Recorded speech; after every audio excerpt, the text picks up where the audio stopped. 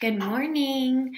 Today for Picture Book a Day, I wanted to read you this story, Henry's Freedom Box by Ellen Levine.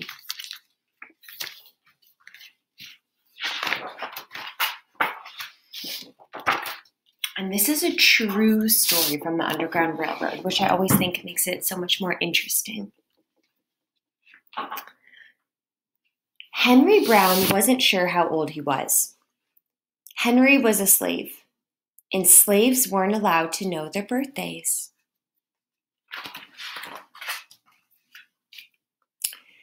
Henry and his brothers and sisters worked in the big house where the master lived. Henry's master had been good to Henry and his family, but Henry's mother knew things could change. Do you see those leaves blowing in the wind? They are torn from the trees like slave children are torn from their families.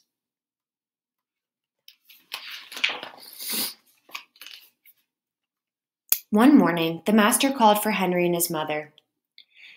They climbed the wide staircase. The master lay in bed with only his head above the quilt. He was very ill. He beckoned them to come closer. Some slaves were freed by their owners. Henry's heart beat fast. Maybe the master would set him free. But the master said, "You are a good worker, Henry. I am giving you to my son. You must obey him and never tell a lie." Henry nodded, but he didn't say thank you. That would have been a lie.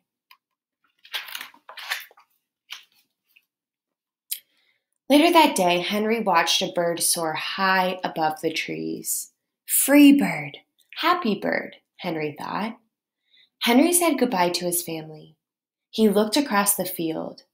The leaves twirled in the wind.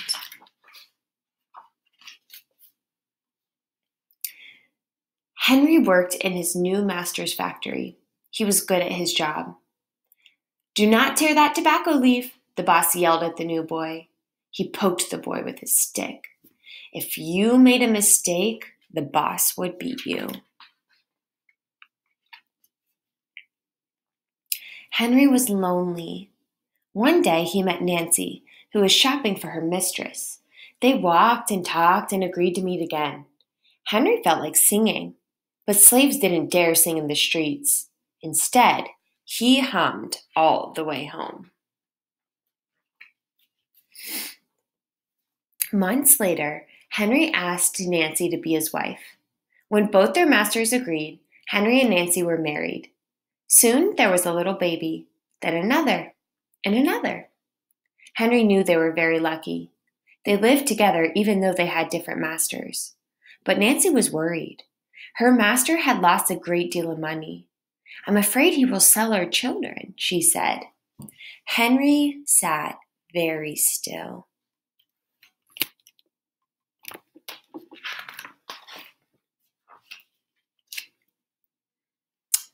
Henry worked hard all morning. He tried to forget what Nancy had said.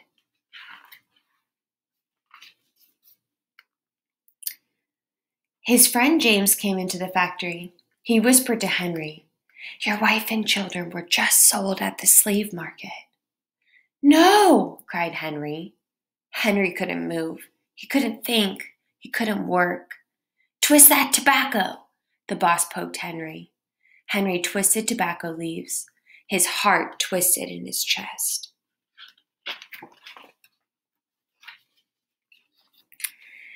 At lunchtime, Henry rushed to the center of town. A large group of slaves was tied together. The owner shouted at them. Henry looked for his family. "Father! Father!" Henry watched his children disappear down the road. Where was Nancy? He saw her the same moment she saw him. When he wiped away his tears, Nancy too was gone.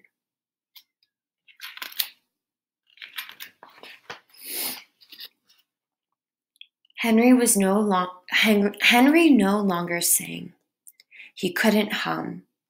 He went to work, and at night he ate supper and went to bed. Henry tried to think of happy times, but all he could see were the carts carrying away everyone he loved. Henry knew he would never see his family again.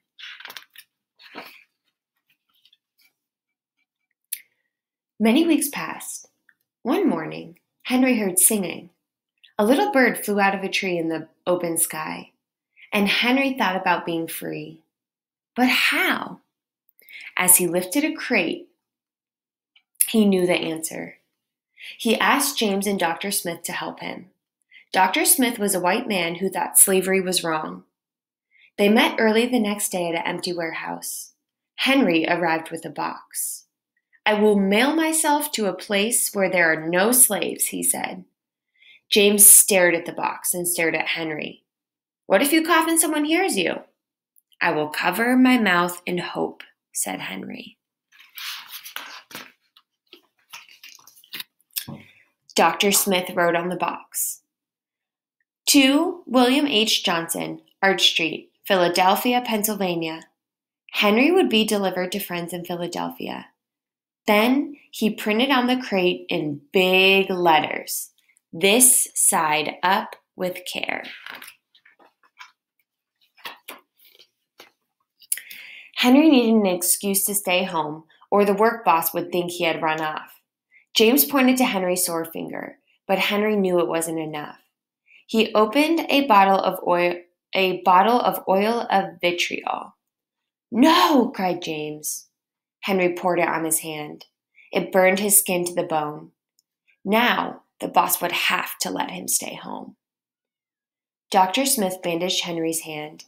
They arranged to meet the next morning at 4 o'clock. Wow. I can't imagine what bravery Henry must have had, and also the people helping him, because you could get in a lot of trouble for that. So it really took bravery on all accounts. Mostly from Henry, I would say. The sun was not up yet when Henry climbed into the box. "Ready," he said. James nailed down the lid. Dr. Smith and James drove to the station. The railway clerk tipped the box over and nailed a paper to the bottom. Dr. Smith begged the clerks to be careful, but they didn't listen. They threw the box in the baggage car.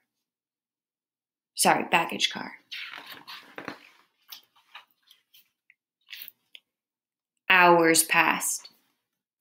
Henry was lifted up and thrown again, upside down. He heard waves splashing. This must be the steamboat headed for Washington, D.C. The ship rode smoothly, but Henry was still upside down. Blood rushed to his face. His face got hot. His eyes ached. He thought his head would burst. But he was afraid to move. Someone might hear him.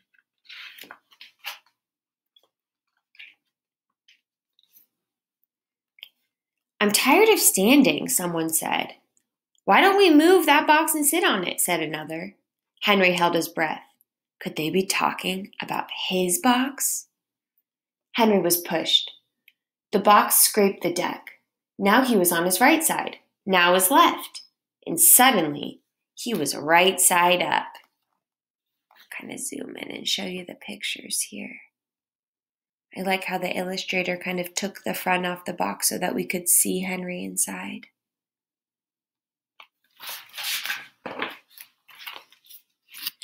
"What do you think is in here?" said the first man.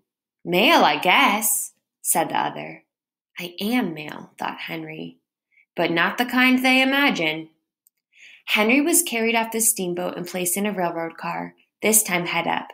He fell asleep to the rattling song of the train wheels. He awoke to loud knocking. "Henry, are you all right in there?" "All right," he answered. The cover was pried open. Henry stretched and stood up. 4 men smiled at him. "Welcome to Philadelphia." At last, Henry had a birthday. March 30th, 1849, his first day of freedom. And from that day on, he also had a middle name. Everyone called him Henry Box Brown. The end. So I'm really interested to see what you thought about this book, and I had some questions myself. Like, I'm wondering if Henry ever got reunited with his family, what happened to his kids and his wife, And it's a really heartbreaking story, obviously, even though it's, has a good ending where Henry makes it to Philadelphia and is free. Um, really a tough story, right? But it's important that we listen to stories like this because sometimes history has a habit of repeating itself, right? And so if we don't know about our history and where we've come from, then we're not still looking today for areas that we can really advocate and support for all members of our community.